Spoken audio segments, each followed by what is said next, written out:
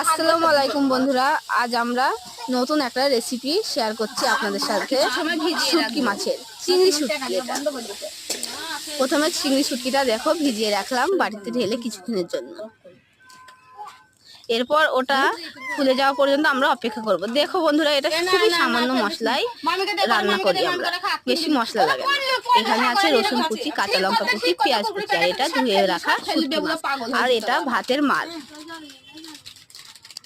দেখো বন্ধুরা, তোমরা বাড়িতে ট্রাই করবে, খুবই সুন্দর একটা রেসিপি, খুবই ভালো লাগে খেতে। এটা আমার শাশুড়ি আম্মার কাছ থেকে শেখা আমাদের। কড়াই বসিয়ে কড়াইতে তেল দিলাম, এবার পেঁয়াজ কুচি দিয়ে দিলাম, একটু হালকা ভেজে নেবো, ততক্ষণ পর্যন্ত একটু অপেক্ষা করছি। এরপর ওতে রসুন কুচি দিয়ে দেবো, তারপরে কাঁচা লঙ্কা কুচিও দিয়ে দেবো পরপর।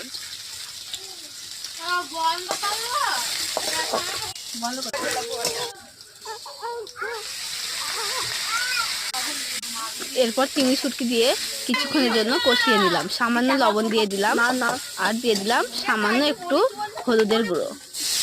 এরপর হালকা দেখো জল দিয়ে কষিয়ে নিলাম কিছুক্ষণের জন্য, যতক্ষণ না তেল ছাড়ে। এরপর দিয়ে দেব আমি ভাতের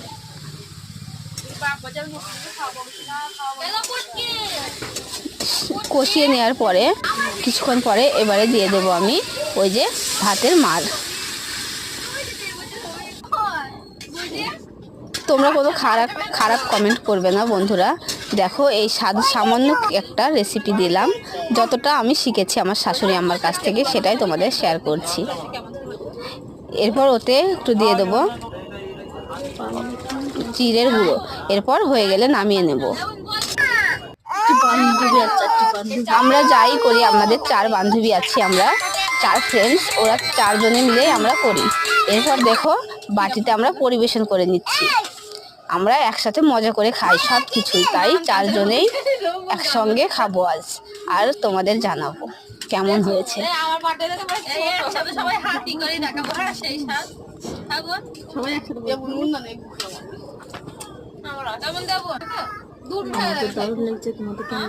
এখানে আমাদের একটা বান্ধবী পরিবেশন করছে।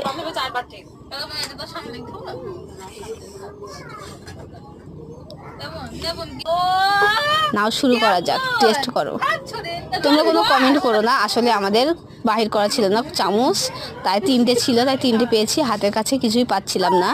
এটা রাতে করা ভিডিওটা, দারুণ হয়েছে দেখো খেতে, সবাই মিলে খাচ্ছি দেখো। তোমরাও